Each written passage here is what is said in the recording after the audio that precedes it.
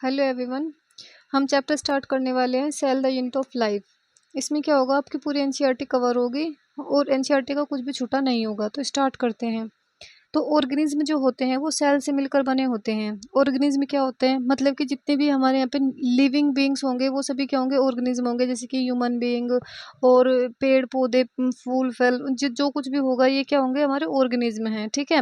तो ये किसके बने होते हैं, सेल्स के मिलकर बने होते हैं। अब ये किस क्या हो सकती है, हो सकता है कि वो ऑर्गेनिज्म एक सिंगल सेल से मिलकर बना हो सकता है वो बहुत सारी सेल से मिलकर बना हो। अगर सिंगल सेल से मिलकर बना है तो यूनिसेलुलर है, अगर बहुत सारी सेल से मिलकर बना है तो मल्टी सेलुलर है। ठीक है। अब जो यूनिसेलुलर होते हैं उनमें क्या होती है, कैपेबिलिटी होती है, वो इंडिपेंडेंट एग्जिस्ट कर सकते हैं और जो भी अपने इसेंशियल खुद के काम होंगे वो खुद के फंक्शन खुद करेंगे। लेकिन जो मल्टी सेलुलर होते हैं वो अपना काम सभी खुद नहीं कर सकते। जैसे कि लीवर्स की सेल्स होती हैं वो अपना डिफरेंट वर्क करती हैं, जो स्टमक की सेल्स होती हैं वो अपना डिफरेंट वर्क करती हैं। तो डिफरेंट डिफरेंट चीज़ों के लिए डिफरेंट डिफरेंट सेल्स होती हैं। अब क्या होता है कि अगर कोई चीज़ एग्जिस्ट कर रही है तो उसमें कम से कम एक सेल्स तो होगी ही होगी।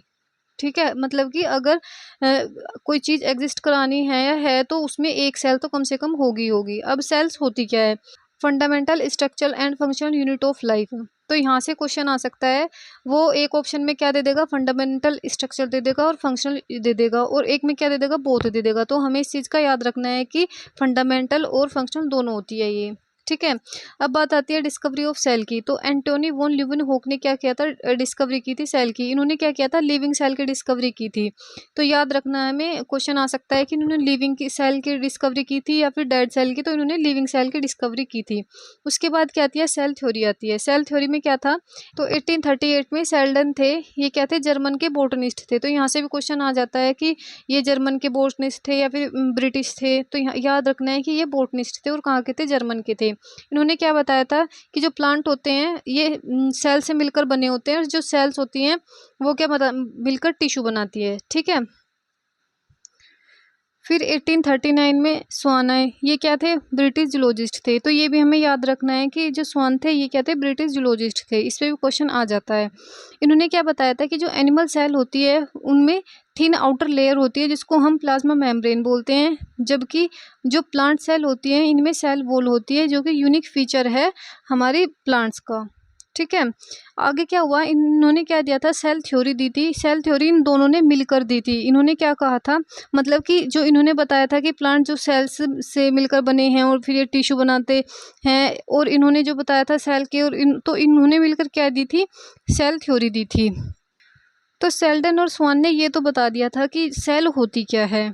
ठीक है। और सेल का काम क्या है, मतलब टिश्यू बनाती है, ऐसा ऐसा तो बता दिया था। बट ये नहीं बता पाए थे कि आती कहाँ से हैं। ठीक है। ये नहीं बता पाए थे। तो रुडोल्फ वर्चाउ जो थे 1855 में, इन्होंने बताया ओमनी सेलुला ई सेलुली, यानी कि एक सेल होती है वो डिवाइड करती है दो में और न्यू सेल बना लेती है। इन्होंने सेल थ्योरी को मॉडिफाई किया था।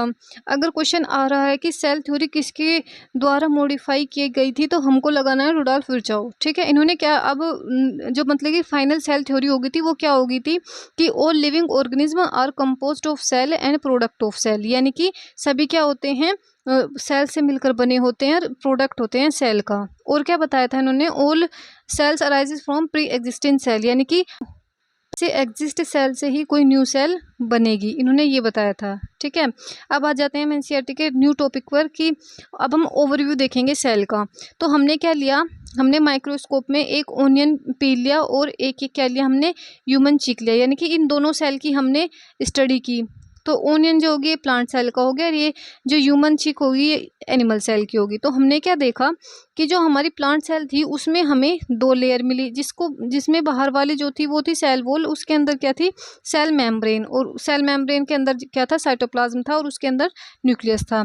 बट जो हमारी एनिमल सेल थी उसमें जो आउटर लेयर थी वो क्या थी, सेल मेम्ब्रेन थी, उसमें सेल वॉल नहीं थी, उसमें भी न्यूक्लियस था। न्यूक्लियस के अंदर क्या था, क्रोमोजोम थे, क्रोमोजोम क्या था, जेनेटिक मटेरियल था, जिसमें क्या था, डीएनए था।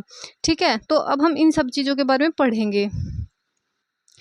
अब सेल क्या होती है, सेल दो टाइप की हो सकती है, या तो वो प्रोकैरियोटिक होगी या वो यूकैरियोटिक होगी। अब हमने इनको प्रोकैरियोटिक और यूकैरियोटिक कहा कैसे, हमने ऐसे कहा कि अगर डीएनए किसी एनवेलप में बंद नहीं है तो उसको हम प्रोकैरियोटिक बोलते हैं, और अगर वो किसी एनवेलप के अंदर बंद है तो उसको हम यूकैरियोटिक सेल बोलते हैं। ठीक है, इसमें भी साइटोप्लाज्म होगा, इसमें भी साइटोप्लाज्म होगा। इसके क्या बोलेंगे, इसको हम न्यूक्लियाई बोलेंगे, जो मतलब इसमें जिसमें इस यूकैरियोटिक सेल का डीएनए प्रेजेंट होगा। ठीक है, अब क्या होता है, साइटोप्लाज्म में हमारा मतलब कि साइटोप्लाज्म हमारा मेन एरिया होता है सेलुलर, जिसमें सेलुलर एक्टिविटीज़ होती हैं। अब मतलब साइटोप्लाज्म में ही हमारी केमिकल रिएक्शंस होती हैं, लिविंग स्टेट है इसकी। ठीक है, डीएनए, ये इसका डीएनए हो ही गया।